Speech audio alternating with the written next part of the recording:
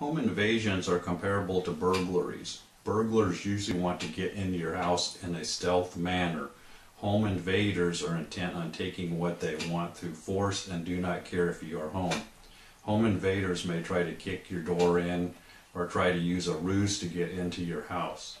People tried to get into our house in Richmond using various ways. I will tell you about one time. My father always worked a great deal away from home. Sometimes he worked nights and sometimes he worked days. When I was about 15, he was working night shifts. He would usually arrive home around 3:30 a.m. He would pull up in front of our house, walk to our front door and knock on it. My mother would then let him in. One night my mother woke me up at 3 a.m. She said there was a light knock on the door like my father used. However, she checked out the front window and his truck was not there. She believed that there were some men on the porch who wanted her to open the door. Once the door was open, they would force their way into our home. I had started picking up guns for self-defense when I was about 12. I had already pre-selected positions around our house to get to in case someone was breaking in a particular area of our house. I would recommend anyone considering self-defense in their house to consider this. For example, if someone were breaking in, what position would offer you the most concealability, yet the best shot at that doorway? I had decided ahead of time I would go to a position in our hallway where I could point a gun at the front door.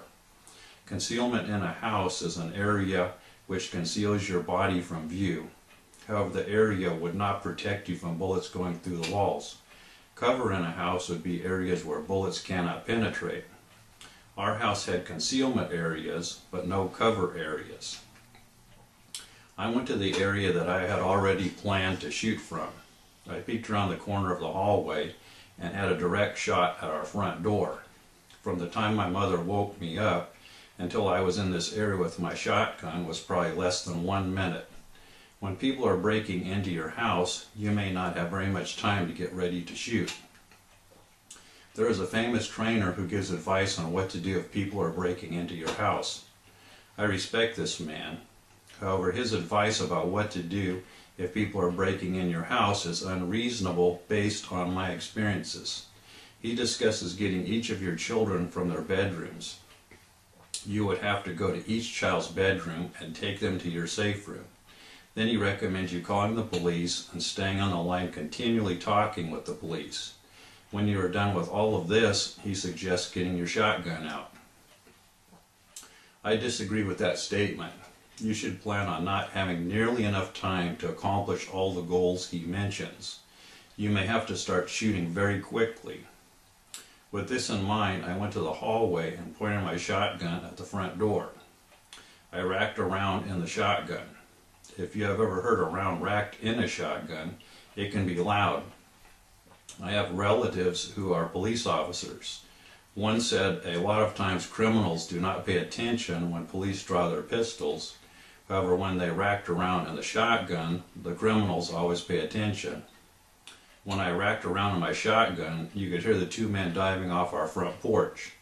They ran very fast down the sidewalk and jumped into their car. They started the car quickly and sped off. If an intruder is in your house or breaking in it, you should not be running around the house gathering your children. The intruders may already be in your house. They may be between you and your children.